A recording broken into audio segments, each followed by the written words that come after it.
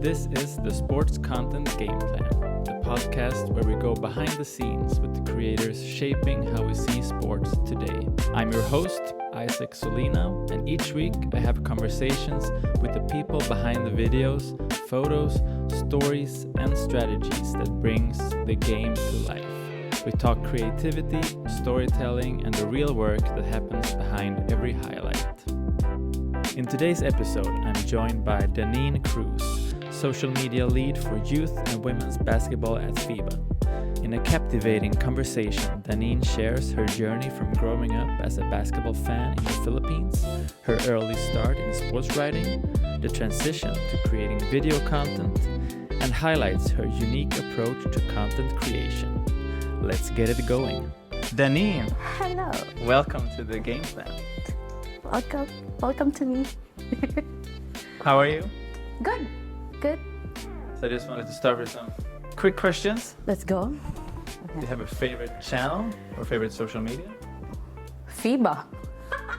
Such a homer answer, but yeah, FIBA. Yeah. Do you have a favorite type of content? I like anything that is funny. Yeah.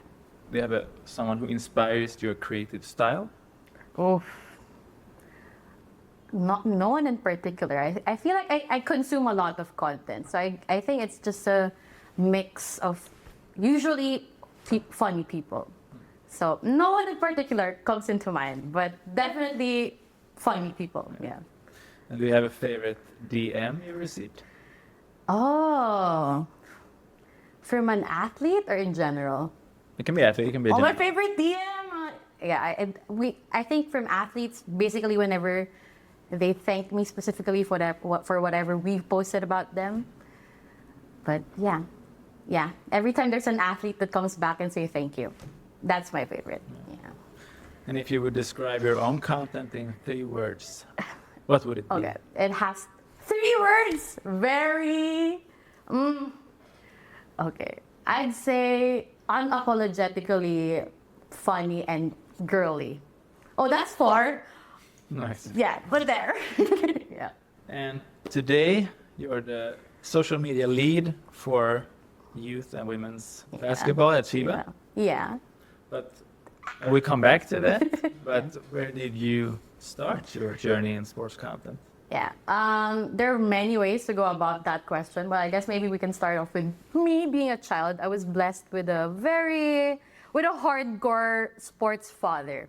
Like, he likes watching basketball a lot. So as someone who grew up in a Filipino household, watching the PBA, I know you're familiar with the PBA, watching the PBA was like a required watch, and we only had one television, so I didn't have any choice. I was force-fed with basketball from a very young age. So yeah, I was blessed with a sports father. I feel like he did nurture that interest quite a bit, so he could have free tickets. So now he's actually enjoying a lot of free games and very good seats because he did nurture that interest quite a bit. But in terms of like on a professional level, I'd say I started as a sports writer. And I think like if writing is your core, is your background, it's such a good foundation as to all the other disciplines that I eventually had the privilege of trying out. So I was a sports writer at first.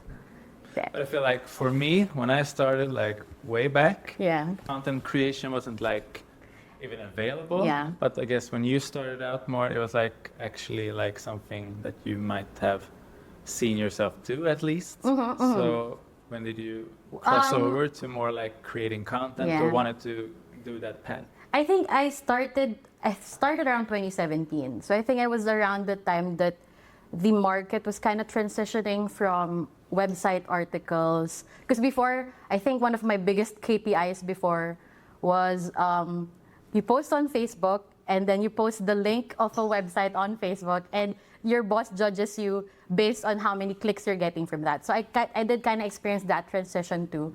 And then eventually, I think I did have one boss who eventually became my mentor. So my background in college was, I did take up broadcast communication.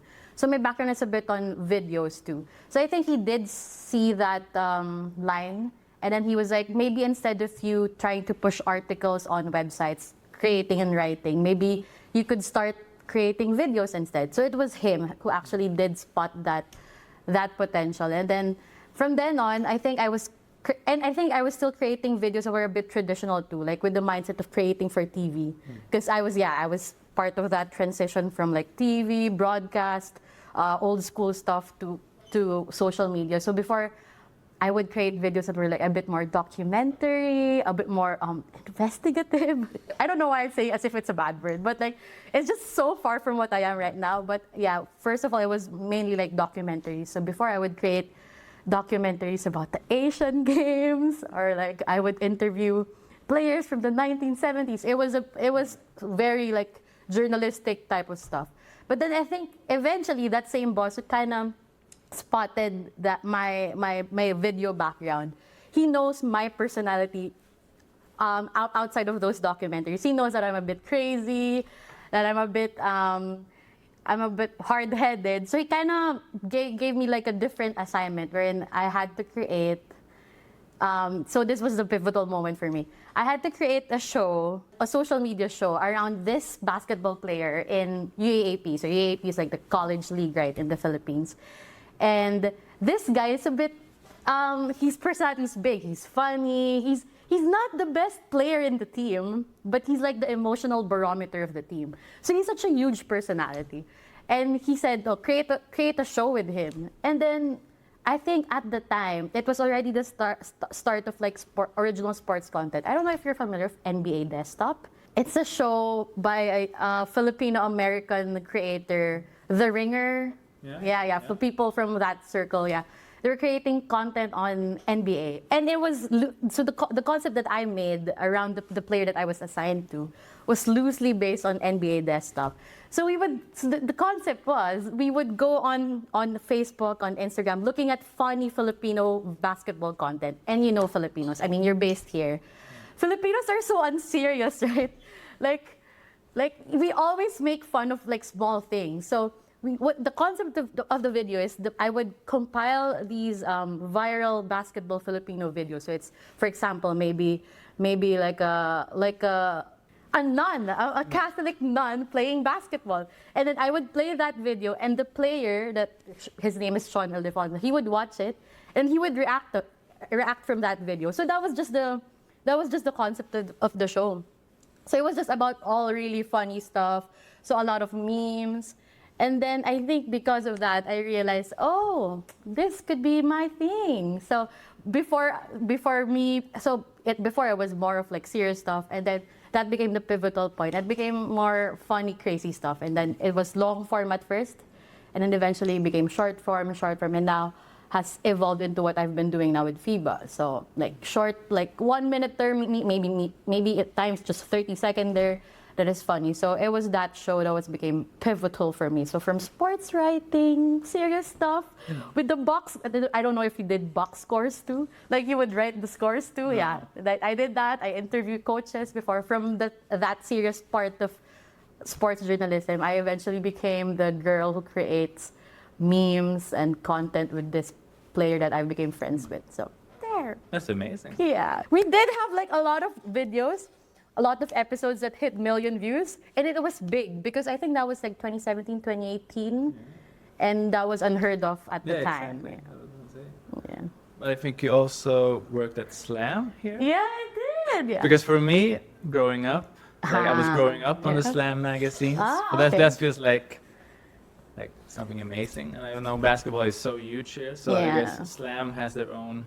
Yeah, like a small publishing arm here in the Philippines. Yeah, so my Slam time was a bit short-lived, honestly. So I did work first at ABS-CBN Sports, which was ABS-CBN was the biggest media conglomerate right in the Philippines. So I was working at the sports department.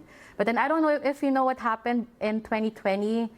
There was a highly politicized move from our former president that took the franchise of of ABS-CBN, and we were part of the people that were retrenched from that season. So it was a pandemic, I didn't have a job, and then eventually we did have an opportunity with Slam. So I was with Slam during a time in the world where no basketball was being played. It was difficult. So the show that I was mentioning earlier, the one that I did with the player, we did create a Slam version when I went to Slam. So that show was very pivotal. So yeah, I did a bit of time in slam. And of course, while I was working with slam, it was also my sneakers era. So I think that's a rite of passage for everybody who worked in sports or basketball specifically to have a sneaker era. So I know you did have a sneaker era too. Yes, I did. I love sneakers. Until now? No, not Okay. today. Not today. But like back then, playing basketball or like being around basketball, it's so much, sneakers. But I feel like it's important to outgrow it at one point because it's a very expensive thing to Yes. get into. So has it always been basketball or other sports also? Yeah, so basketball was the main gateway, as with any other Filipino. Yeah, it was the gateway. But I feel like the reason that I fell in love with basketball, it also became, aside from it being a gateway, I fell in love with other sports in the process. So it was my personality when I was in grade school, and then eventually I did fall in love with football too, with volleyball, and currently my latest obsession, my latest black hole is tennis. So yeah, I think sports in general. I consider myself like a lifelong sports fan. It's a great world to be in. For you, is it always basketball too? I played basketball since I was 7 years old. I played okay. football for like 1 month. And that. That was like so boring. Okay. So I just play basketball and I just play basketball. That's the only sport I've been playing. But in terms of work, was it just basketball? In terms of, Work. yeah, only basketball. Or like the 1 year with the regional sports office, but otherwise, only basketball. For me, before I thought I would just do basketball, but I remember having one editor when I was still a sports writer.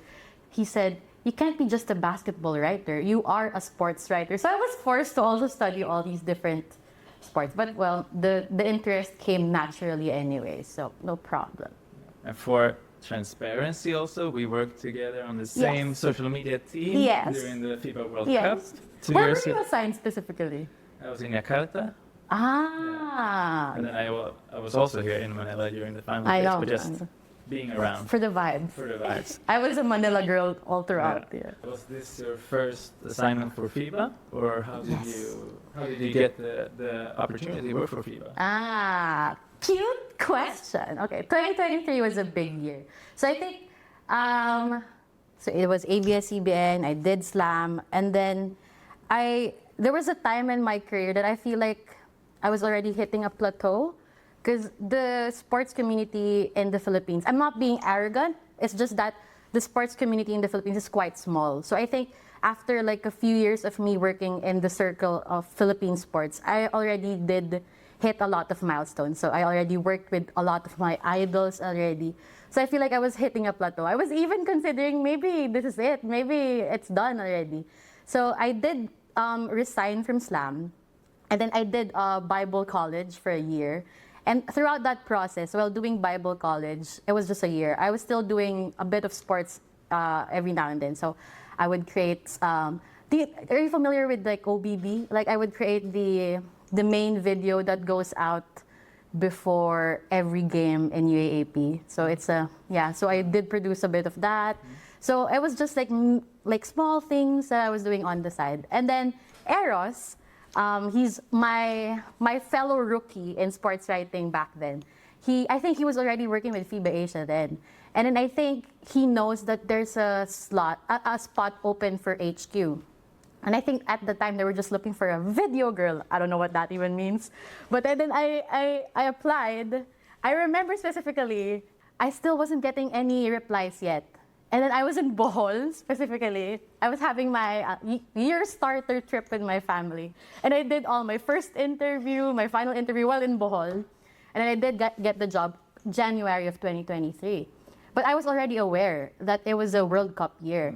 So in my head, maybe I'm the token hire. I'm the Filipina token hire. But I was like, you know what? I don't care. I'll make the most out of it. So at the time, my only responsibility with FIBA then was to just create vertical videos. So I would like create all these like small edits with the highlights that they already have. And people like Meta and Baha, as you know, they were the ones asking me what to do. So I think I was just that year. And since it was 2023, I think it was a big year for Philippine basketball. And since I was already based here, every time there's an activation or like a promotional thing for the FIBA World Cup, I would be sent to it. So before it was all just remote. So my first ever in-person assignment for FIBA was Carmelo Anthony is going to Manila. Your assignment is to just follow him and create content. I was like, Carmelo Anthony, what the hell? So it was super unreal because I was this like a random girl from the provinces, and then now I am now helping Carmelo Anthony. So that was my first assignment. I think it was Asian window qualifiers. And then since Carmelo Anthony was the ambassador of the FIBA World Cup, he would also come here. So the assignment then was meet Carmelo, and then I would be the one following him as he tours around Manila. So he went to Intramuros, he went to Rizal Park, and I did also have a hand in deciding what he will eat, because of course I know the menu. It was such a surreal experience because it was also my first time meeting people within FIBA. So that was my first actual international assignment-ish, because like it's in Manila, but it was an international thing. So yeah, 2023, and then came World Cup. And then, you know, with World Cup, it's a lot of us working there, and the roles aren't as defined yet. And for the longest time, they've been working with me just as a remote worker. So they didn't have any grasp of what my personality is and what my strengths are. They just know me as the video girl. So I think they assigned me in Manila without any idea what I'll create. So all the guys already had their own thing because Meta and Ba have been there for a bit of time before me. And they didn't know what to do with me. So I was thinking, how do I make myself useful? Because they did give me a hotel. I mean, I did have my accreditation. I didn't know what to do. So what I did was, I think I just looked at the blind spots of the coverage. So we did everything that was like related to the game was already covered. Like everything that happened on the court was already covered. And I was like, maybe it's the behind the scenes for me. I did all the feeding the players like random Filipino food. I did all the like behind the scenes of cameramen. So I was just looking at all the other parts that my teammates weren't doing. So I think they were surprised that they were like, that can be done. Apparently, she can do that. So yeah, I tried to just complement whatever they were doing. So okay, that 2023, I relatively, I think I did. There's a term in the Philippines called bida-bida, meaning bida is like main character. So what I did was just make bida-bida with whatever I could do. And just, it was more of like my introduction year for FIBA. Like, hey, this is what I can do. So I really thought that after the World Cup, they'll let go of me. Like, okay, the token hire Filipina is already good. We're not doing any events in Manila anytime soon. Maybe she's good. And I was surprised after my contract that year that my manager said, it's time to actually show what you've learned and what you've got. So then I was trusted with youth and women's. And at the time, I wasn't super deep into women's basketball yet. I mean, a bit, but I wasn't super deep. And then more so youth. Youth basketball, was so difficult to follow then. But you know what? My motto in my career is just say yes first, figure out later. So yeah, and then now I'm now taking care of youth and women's basketball. I'm now doing it for 2 years. So yeah, after a bida-bida year, 2023, I wanted people to know that I'm good. Everything that I could do to make them realize that she's different, she's good. I did it in 2023 World Cup. So You took the FIBA TikTok channel to like 3 million followers, right? During the World maybe Cup. I don't know numbers much. No, I looked back in the chat. Okay. But I don't know where it started, but like during the World Cup, you really elevated the FIBA TikTok account. I think some of the videos was like 7 million views, 14 million views. So you did amazing things. I used my Filipino card a lot during that season, but yeah. I guess I never thought of it that way, but yeah. The play-by-play stuff, or was it covered? So Yeah. you wanted to find something else or find the other things to post. This one I think is amazing. Yeah. So how did you came about the idea to like, because these for myself it's like you see those cameramen sometimes and think like, how do they work? How do they? It was like the same thing. You wanted to know what they do. Yeah. Or what was the inspiration behind? Yeah, right. This one? As I mentioned, I come from like broadcast communication background in college, so I did have insight with production. So it was a natural interest for me. And this video specifically was already in MOA. So I think this was already final phase. So in terms of content, I was already plateauing. Like, what do? I don't have anything much to do already with the players. So maybe I'll go with the cameraman. And then that's what I did. And it was cool because I did connect with the cameraman who actually did that. There was another one like this wherein the shot was when players would enter and there's fire. And I did also approach the cameraman and he was like, I showed that video to my family. Yeah, so yeah, I think I did that because I did have production insight. So insight is important. Yeah.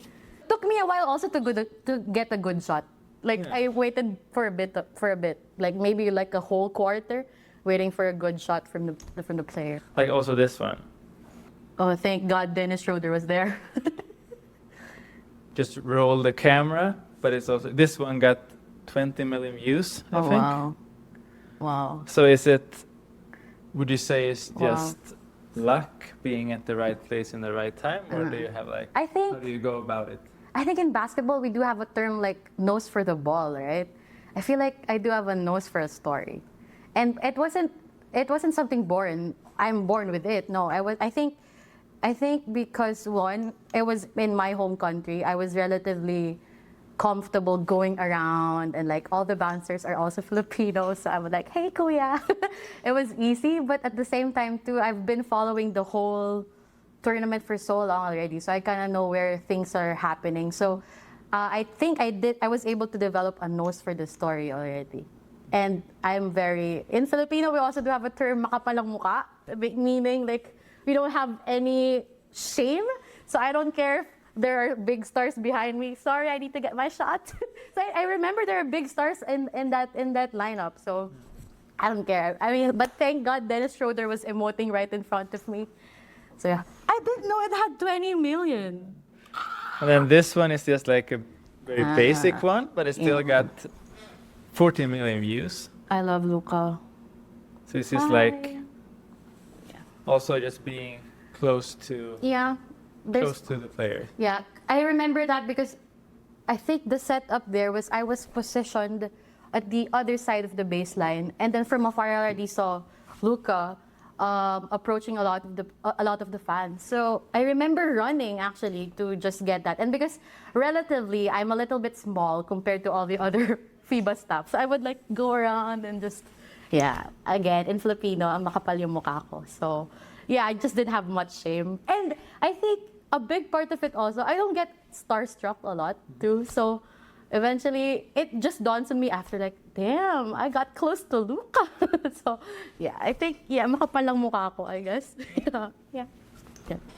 Every time I like meet new people and then they find out, oh, what do you do? So yeah, I'll ask them, oh, do you follow basketball? And then of course in the Philippines they would always say yes. And then I say, yeah, I work for FIBA. And then, really? What have you worked on? And then I would always refer to the video from the World Cup wherein I would give Team USA, actually not just Team USA, but a lot of the players, Filipino snacks.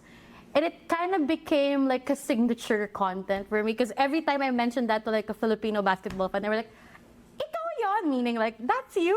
So yeah, definitely that. And I think the biggest insight for me then, because I'm chronically online, so I don't know if you know the videos wherein they feed young kids different snacks from all over the world. That's where my concept came from. So I do watch a lot. It's called Hi-Ho Kids. So the concept is, it's like this, just plain background, and then the adults would give them food and the kids would react. That's the concept for me. So maybe I want to do it with basketball players, and then because it's in the Philippines too. And these are the food that are also my favorites growing up. So it was easy to like present them the snack and then let them eat it. But it was also it was a concept that I think a bit scalable, because I remember specifically we also did it in Istanbul.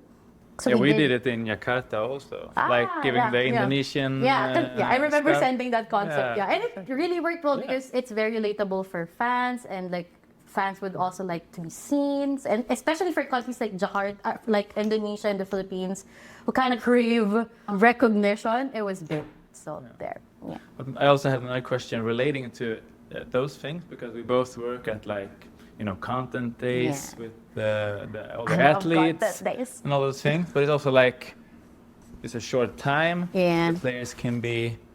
Some players can be more open, some can be more closed for these kind of things. Yeah. But like, what are your advice to like build a relationship very fast with someone, or like making them feel safe to actually kind of do like silly things? Yeah. This is actually one of my like 3 plays, but I'll mention it here since you mentioned. Because for sure, like content days are like, it's a work day for these players. And sometimes some of them are a bit grumpy, some of them don't want to do it. I mean, it's a different story for youth players. Youth players love it, but in some divisions, they are a bit more reluctant. But I feel like it all comes to being relational. So my fear is for players to view me as a transactional creator. So for me, first off, like I just really research about them. So some of the players, I really don't know about them, so I do my homework. I read about them, and then I check their socials.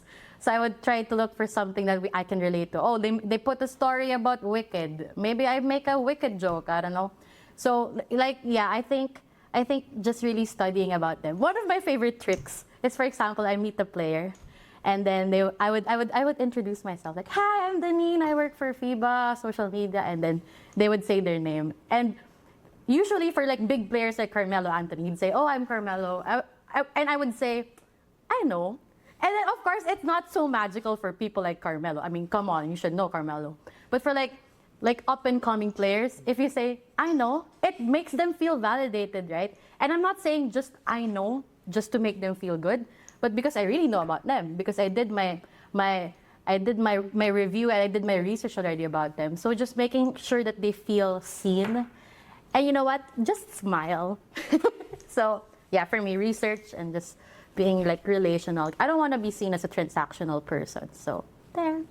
I asked you to kind of bring your like 3 plays or 3 tips that you can, like, for a content creator to add to their game plan when they want to create. Because I feel like you do a great job at creating relatable content for the viewers, for the followers. So what would be your 3 plays to add to a game plan for a creator to make better or more relatable content? I'll just repeat it. Yes. But being relational, definitely doing research to your athletes, because I feel like the English come to me. But I really prioritize the athletes, because that's where it always starts. And then I feel like clicks or like engagement is secondary, even fans, secondary to me. I always prioritize the athlete. So I make sure that they're just comfortable talking to me. And when I used to work for like college basketball or here in the Philippines, there's always this line that I always tell them, just be carefree. I got you. I will never post anything that will put you into bad light.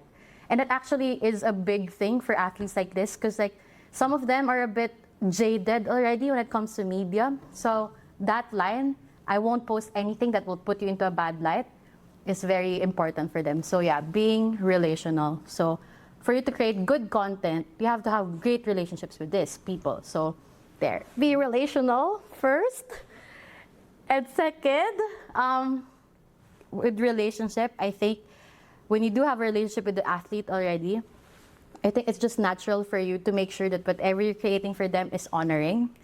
So, for example, just picking pictures. I think I noticed this specifically for women's basketball. They're very picky with the photos that you post. So if it's not flattering, that will never see the light of day. But I have to make sure that they're cute, that they look great. So I have to make sure that everything is honoring. So at the heart of it, honor really and I think it's very helpful for people like us working in international sports. Because for me, I've never worked for a team. Like you did work for a team, so you can be partisan, right? But for me, I've never experienced that. I've always worked for like a general thing. So like right now, I'm working for the International Federation. Before, I was working with the TV broadcaster of college sports. So I always have to be kind of fair. I always have to be honoring. So at the heart of that, there, because I don't want to create content that makes an athlete embarrassed or anything. So first, be relational. Second, be honoring. And third, be fun. Yeah. So given my background, I came from like a serious documentary, sports writing background. And while that is good, and while that is very important, I just realized that it just wasn't my lane. I wasn't shining as I should be. So when I realized that I wanted to do fun, like funny content, I think that's the reason why a lot of people work in sports and why a lot of people tune into sports is for it to be fun. So being fun means getting into pop culture and like getting into sneakers, unfortunately for our bank accounts. So like tapping into all these interests that the players are also interested in. So there was also a time that I did try to change my music taste into whatever the under 17 USA players are listening to, just so I could be hip and poppin'. Not for me, but at least I kind of know about the hip hop. I kind of know about all these basic pop culture stuff. So yeah, just getting into pop culture, and it's a perfect job for people like me who's chronically online. Time to make money out of this bad habit. So yeah, just really getting into pop culture. So creating relatable content in sports. It's not necessarily just about sports. It's all about the different tangents of sports. May it be about music, may it be about a different sport. For example, like some players are also into F1. Some players are also following football. So just all the tangents of sports, or of basketball specifically, and just attack every other side. So yeah, there. I think that's great Yeah, advice. really? Okay. Yes, of course. Because I also feel like you said they also go together. Because like you say, if you want to create fun content, can also be silly content. But fun content can also mean like sometimes, yes, we want to make fun content, but the content will still be honoring you. It won't be like showing you and like doing something really like weird or something like that. So like I think, or anything that would get them canceled. exactly, like I think it's really good. We talked about the senior players, but they said youth players are more open. So what is the difference? I think with senior players, well, with men's senior players, I think a lot of them are a bit more jaded. Because, yeah, I mean, they've been exposed to all sorts of media for such a long time already. So I think it does take a lot of work. Like, for example, if I'm thinking of a concept that I'll make for content days, I think I have a longer time thinking for men's and like, or in general, senior division. Because I have to think of something fresh. I have to think of something that they'd be willing to participate in. But as compared to youth players, I think it's easier for them because it's all, for them, they kind of see moments like that as a privilege, like, oh, I'll get to be part of the edit. And sometimes there are some players that would actually approach me first, asking me, hey, what do you want us to do? So that's great. But my favorite moment, I think, there was this player called Citea Fagan. She's Australian. I did cover under 17 in Mexico, and I think I did build a rapport with her already. And then the next year, this year, she played in Brno for under 19 World Cup. She was actually the one who approached me already and asked me for content to do it. So I think I was able to create relationship with her, and she also saw how we were posting it online, and it did like garner her attention because aside from being very personable on camera, she's also a really great player. So yeah, it's cute whenever it's the players actually initiating to make content for me. But I mean, with men's or like senior division, that will never happen. Like players will never approach you, what do you want us to do? No. But with youth players, they're so giddy, so excited, and they sometimes even there are players who would actually request what they want to do. Like, can we do whatever the guys did too? Or can we do what you did at last year too? So it was cute. I mean, the youth players are very, very much willing. So it's nice. I like creating content with them. Yeah. How do you approach content creation? Like, what is your approach to it? That's so general. What do you mean? I'm like, okay, what do you love about it? I like making people laugh. I think that I like content creation because of I make sure that the few seconds that they spend on it, it's a worthwhile time. Like it made them laugh, it made them gain insight about their favorite player. It's nice. It's nice to create like uplifting content on social media. So yeah, I think that. Yeah, maybe. How do I approach it? I approach it with a smile. We are different generations. Yeah. I am millennial. Not really. You're more Gen Z. For me, some things can still, of course, I still try to be up to date. But it can still be things like feel very hard to grasp. Or Like hard. what? Like what? Give me an example for you. I still feel like TikTok is like still like very, what do you call it? Unclear. Because Unclear, yeah. Because like Instagram, I know exactly what I need to post to get like, I know if I post this, I'm going to get kind of like this engagement or this views, blah, blah, blah. But on TikTok, it feels so random. Yeah. And I feel like the randomness is like Yeah. hard to grasp for me. But and of course, I can see what other people do, but it's also hard to like, okay, I need to do this, and then I need to do this, and then I try to do things, but it doesn't still get like the same. So like TikTok, I guess overall is like one of those maybe generational things also. I sometimes find TikTok difficult too. I think it was easy for me during the World Cup, but after that, like during non-event days, what would I post?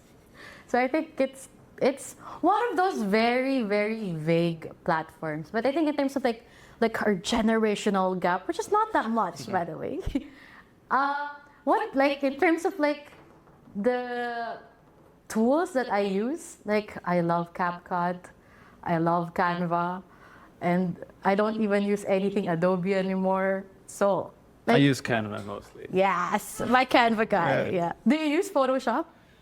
Yes, I still have the program because sometimes for like the federation, I need to make like maybe layout stuff or help them with the in-game stuff in the arenas and stuff. So then I still need to have InDesign. I still need to have Photoshop and stuff. But mostly like for the content based, it's only Canva and like though I like this is a bit vulnerable, but I feel like with my job, at least specifically for me, I feel like my what's puhunan? My capital is me being young.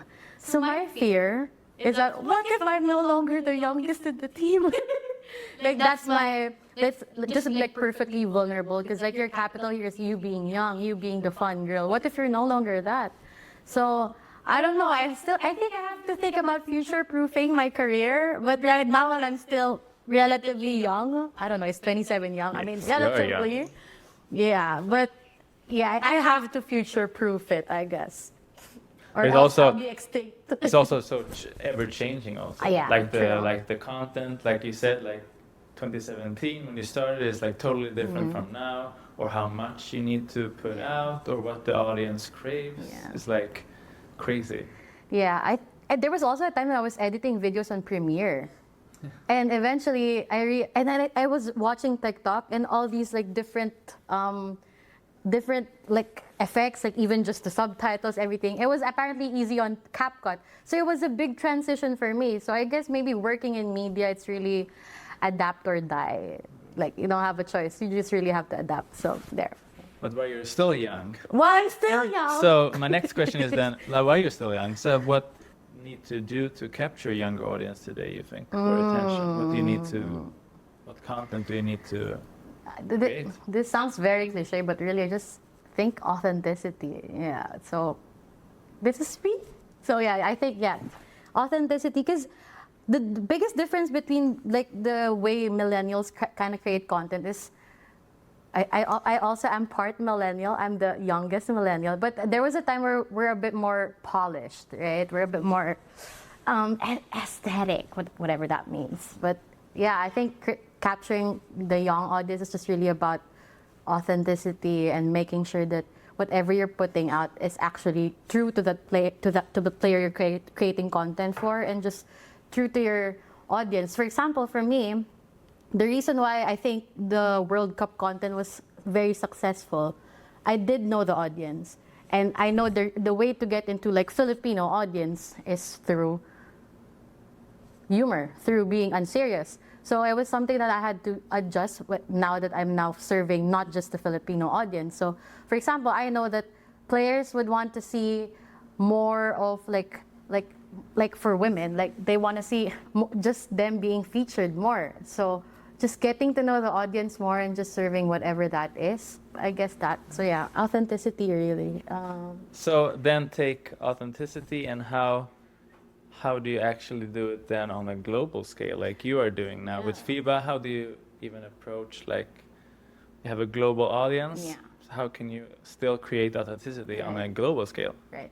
So when I came into like an international setting, so yeah, as you know, I've been very like heavily just serving Filipino audience. It was a bit of an adjustment for me. So I feel like I came into an international team. I feel like I was the one with the least experience. Relatively, in the Philippine centers, I did have a lot, but in international scale, not a lot. So, and I like being in situations wherein I'm the most stupid, like I'm the most clueless, because that just means that I'm the one coming out with the most learning. So when I came in, my teammates were, an Australian, 2 Turkish guys, and then every other people in FIBA is like different. So I think I was just listening more, just understanding more, because they did have more insight into, Italian audience are like this, or like Europeans are like that. I didn't even have any idea what the Balkans were before. I was like just very Filipino, just very Asian. So for me, I just came in with so much humility when I came into the international team, because I feel like I was an empty cup.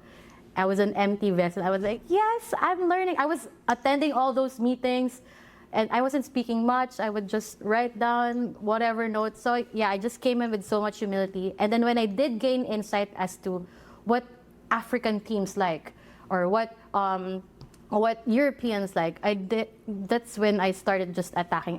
So they like it when you feature this type of food. They like it when you ask them about this rivalry. So it was a lot of just listening and coming in with so much humility, because I didn't know what I was getting into. So there. Of course, working with the Swedish Federation, I know I'm at the national level, the highest I can get. Yeah. And then go to the international levels. It's like you can feel the imposter syndrome at first. Yes, all the time. But then working at my first FIBA I went was the World Cup 2019. You did China? Yeah, I did China. Oh, that was my first. really? My first FIBA I went was the World Cup. So it's like go from. Okay, but that's amazing. Yeah. Okay. So after doing that, you feel this sense of like, I can do this. Yeah, yeah. That's also the times when you have to really, of course, grind, because those events are like very intense. Very intense. Yeah. But you also feel like you learn so much from the other creators there, the videographers, the photographers. There's like so many creative people. Like you feel you can learn so much. You just take. Sports creatives are a different breed. No, I really love them. So yeah, amazing people. Yeah. And it's such a privilege, no? Yeah, I mean, exactly. like specifically for our jobs, like I get to see the world through basketball. Like whenever I try to be a bit fancy, or when people ask me what I do, I say, I get to travel the world to watch basketball. It's such a privilege. Yes, No, it's this is an amazing privilege. such a cool job. Yeah. Do you have a favorite piece of content that you have produced? I think the ones that I've already mentioned, though. Yeah. But maybe outside of FIBA, I was very proud of creating something that played on national television. So I did create the opening billboard of UAAP volleyball. And I was super proud of it, because I did partner up with a producer that I'm very close with too. And it was great because the first time it played, I think I'm very proud of the concept. I'll send you the link. But I think the surreal part for me then was creating it. I had to go to 8 different schools, so I kind of also had to build relationship with the players. And then we are kind of sharing our vision to them already. So they kind of know already what to do. Oh, I have to spike, I have to look at the camera, whatever. And when we edited it, I feel like we entered the flow state. My partner, my fellow director, my co-director, we did kind of enter a flow state into creating the concept. So we were very proud of it. But I think it came into fruition fully when it played in Mall of Asia Arena live, and the fans, it was a full arena, and the fans watched it. And the moment the last shot came out, and we did get this such big reaction, bro, goosebumps. And it was because of just creating a story out of volleyball players that they love. And it kind of became like a signature moment too, because, oh, you're the one who created that. It was such a privilege serving also the league where I first started. So yeah, creating that opening billboard was nice, because it did also have a lot of budget too. So like, you know, us with creatives, like, there are always limitations. Oh, you don't have budget. Oh, you don't have transpo. Oh, you don't have an access to another videographer. But with us creatives, especially the ones who are, you know what, I noticed this with Filipino creatives, we always have to try to find like a way to get out of our situation. I think that's what we did with that. There were a lot of limitations in creating that production, but like, we just saw it as such a great privilege to represent a season of volleyball. So there. You're a content creator. You have worked in this field for a long time. You're very creative. Do you have any pet peeves? Or like, we don't want to out anyone, but like, of course, yeah. But if you see honoring like, all the time. Exactly. But if you see other content, or you see other people creating stuff, like, I just want to dial this one, or I just want to edit this one, it's going to be so much better. Pet peeves. Pet peeves? I feel like I do, but I do have it, but nothing comes to mind currently. Yeah. What's your pet peeve? People not choosing a thumbnail. True. Not like the thumbnail on the grid is like the first frame in the video. It's yeah, like those things. It's like, yeah. Maybe. This is such a 2025 answer, but I guess ChatGPT captions, because I feel like you can tell. Like, for me, I never see AI as an enemy. No, I mean, of course, you can never abolish it at this point already. So for me, the best way for you to like just embrace it, but don't let it do your job fully, because I feel like the way so we all know that AI is such a big threat to the creatives industry. But I'm such a big, maybe this may be an optimist, but I'm such a big believer that insight is something that humans can only have. So if I see a caption that is quite very ChatGPT-ish, yeah, that kind of, yeah, I get ick a lot. But yeah, I feel like we just really have to, base it on your insight, because is English your first language? No, also. So for me too. So that's something I always do. So usually I would start, I already have like a draft of a caption. And my favorite ChatGPT prompt is grammar check. So just always checking it.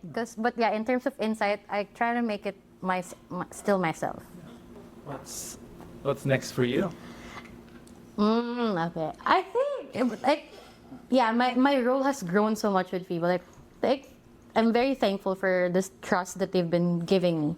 So right now, the biggest assignment, I guess, is like Women's World Cup. So Women's World Cup is happening next year, 2026 in Berlin, but it's not just that event. There are also like qualifying tournaments, draw. And right now, I'm responsible for possibly like creating the team, creating the whole content. Because before I was just one of the people giving you videos. Okay, you can upload this. But right now I have so much decision power already. And sometimes, of course, the imposter syndrome comes in. I'm like, it's me? I'm the only responsible adult here? Yeah. So I think that's the biggest challenge for me. But I'm super excited to take on, like, to have visibility on budget, to have visibility in all these metrics, to just be trusted with such a huge assignment, specifically women's basketball. I feel like this is the first women's basketball World Cup that is happening post the explosion of women's basketball since last year. So I feel like it's such an important, pivotal moment for women's basketball. So that's what's next for me. It's been amazing talking to you today. It's very So much amazing fun. too. I learned a lot. Really? Yes. For sure? Yes. Okay. So my last question is, do you have dream guest or someone you think would be fun to hear on this podcast that you would like? It can be any sports creator in the world, if you know anyone that you think would be fun for me to reach out to and try to have a conversation with. It's weird that that's him I'm thinking about, but I mentioned NBA Desktop earlier. The host is Nick Concepcion. I don't know if he's full Filipino, but he's based in America. And I feel like he did push a lot of the boundaries when it comes to creating content for the NBA, especially during 2020, 2019. So maybe Nick Concepcion, guys from The Ringer. I don't know if he's still with The Ringer, but yeah, those guys, I'm so amazed because they do have a lot of insight. So aside from being super deep into basketball, they're super deep into TV, they're super deep into like movies. So I feel like, yeah, that's anyone that's not just a basketball person. So yeah, maybe Nick Concepcion from NBA Desktop. Sounds great. I will reach out. Yeah. Thank you so much, Danine, for today.